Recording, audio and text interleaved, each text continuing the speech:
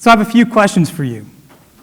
But what you may not be able to tell is that I'm blind, and because I can't see you, I'm going to ask you to please clap your hands instead of raising them.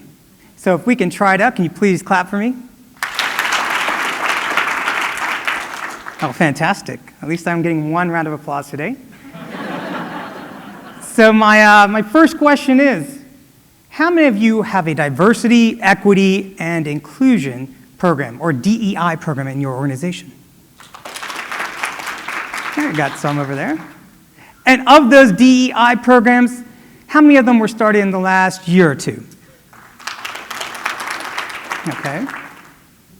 And finally, how many of those DEI programs also include accessibility? A few, not too many. Accessibility means providing access to all people, no matter their abilities or experiences. And it's this lack of accessibility why throughout my career, I felt like I just didn't belong, and in many cases, completely shut out. But if organizations are truly committed to DEI, I strongly believe they need to also place a priority on accessibility. And when you have a DEIA program, A for accessibility, you'll then build a sense of belonging for 20% of the population who identify with having a disability, like myself. And that's a whole lot of people. But if you have any pushback from your organization on this, just shake it up. And that DEIA program now becomes IDEA, or IDEA. And we know every organization loves a great acronym, so there you go. You see, I wasn't always blind. When I was in college in Richmond, Virginia, I started noticing changes in my eyesight. When I was in high school and had trouble driving, I just chalked it up to being a bad driver. But here I was, walking around campus, bumping into so many things, and my shins were splattered with cuts and bruises, and they looked like a Jackson Pollock painting. So, during the winter break of my freshman year, I went and saw a specialist, and I was diagnosed with a degenerating eye condition called retinitis pigmentosa, or RP for short. And I was told I was going blind, and that there was no hope for a cure. As a young person, it was devastating. And the first things that went through my mind were, what girl wants to be with a guy who can't see? What kind of job could I have if I was blind? And where could I live if I couldn't drive? These questions and many more constantly consume me. And eventually my actions led to me failing out of college. And with little to no hope, I came back home to North Carolina. And I moved in with my high school buddies who were going to North Carolina State University. But I was ashamed and embarrassed to tell them that I had failed out and that I was going blind. So to keep up with impressions, I enrolled in classes through a continuing education program at NC State.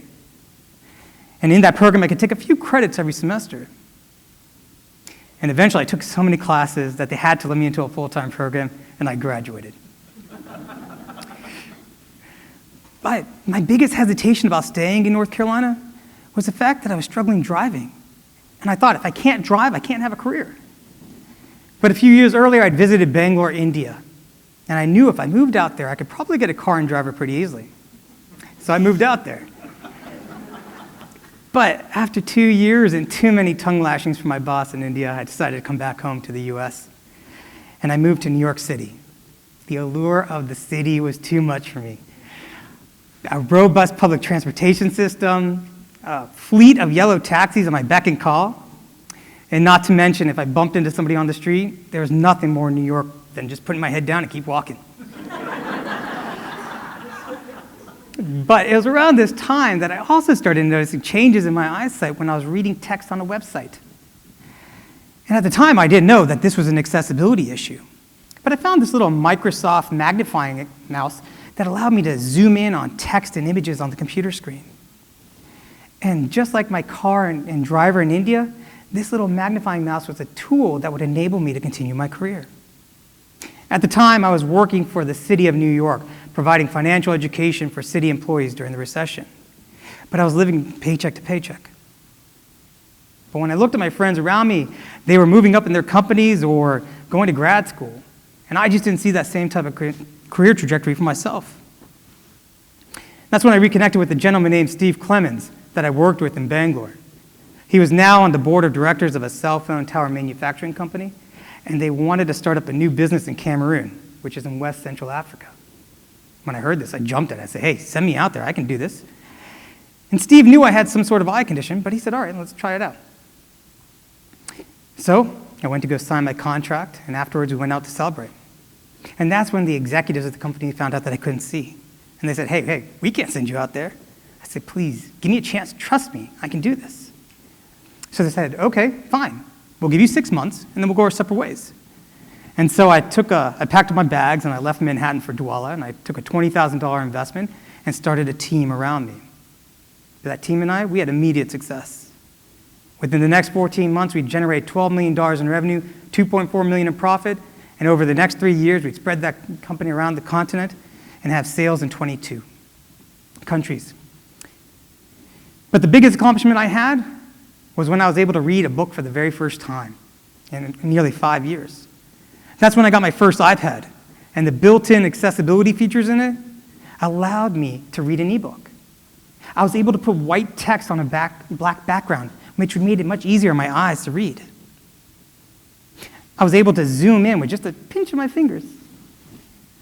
And now, having the experience of running a successful business and being able to read, I thought I could go to grad school just like my friends back in New York. So I moved to Washington, D.C., and attended the George Washington University. During my first week of orientation, I found myself at a networking event. And they had these little name cards where we were supposed to go sit. But I couldn't see where I was supposed to go, so I turned to the person next to me. And it happened to be Liesl Riddle, who was the associate dean of the business school at the time. And she had no idea I couldn't see. But she could empathize with what I was going through because she actually had a child with special needs. And she encouraged me to be open about my vision loss with my classmates. It was the first time in my life that anyone had told me to embrace my disability. And I gained a new level of confidence that I had never felt before. And I also gained a new sense of loyalty to the university. But once I was able to be my authentic self, I was also able to open up my heart, and I met my wife in the program. But as my MBA program was coming to an end, most of my classmates were focusing on their interviews and preparing for them and stressing out about them. Well, I was stuck at the very first step, the online application. Many of the online applications were not accessible to me with my low vision. Often I would be timed out because there was a minimum amount of time that you had to complete your application, and I had to start all over again. Or the contrast of the text and the background just wasn't high enough, and I couldn't read what fields I had to complete. Needless to say, this was frustrating.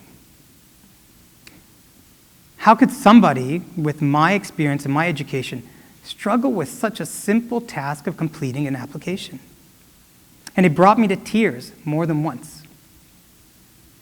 I eventually landed on my feet with a startup company, but that company folded within 3 years. And I was out of a job again.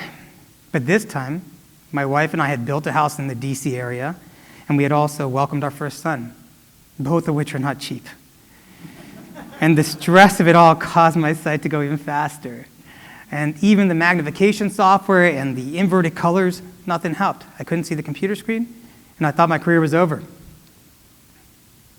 That's when I heard about this software that was developed at a data science company called SAS.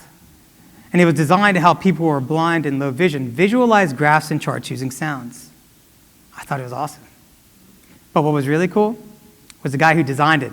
His name was Ed Summers, and he had the same eye condition as me and lived in my hometown of Cary, North Carolina, the very same place I never thought anyone who was blind could ever live. And I tried for months to get in touch with this guy, with no luck. Finally, my wife said, hey, if he can live in North Carolina, maybe we can too. So we found a house online and we told my folks, and they got so excited. My dad immediately jumped in the car and started driving to go look at this house as we're talking on the phone. So as we're talking, he started yelling at something. It's like, what are you doing, Dad?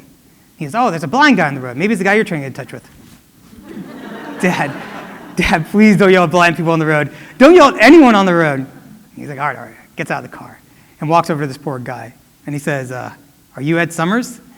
And the guy says, yes, I am. And my dad puts the phone in this poor guy's ear and says, my son's trying to reach you. Dad. And so after apologizing to him profusely, he agreed to meet me, and I came down that next weekend. A 30-minute conversation turned to 3 hours, and Ed became a friend and a mentor.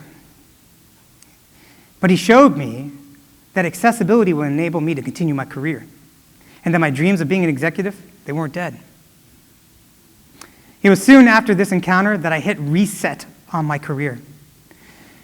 And I joined an organization that happened to be the largest employer of Americans who are blind. And it was located just 7 miles from where I grew up. I was tasked with starting a new business that would create upward mobility for people who are blind. And we were going to do this by creating technology-based jobs.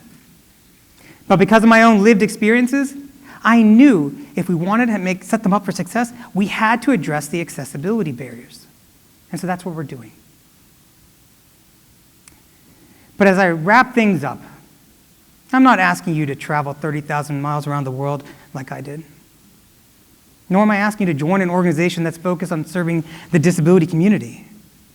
But what I am is challenging you to add accessibility to your DEI program and build a sense of belonging for all people. Because this just might be an idea worth spreading. Thank you.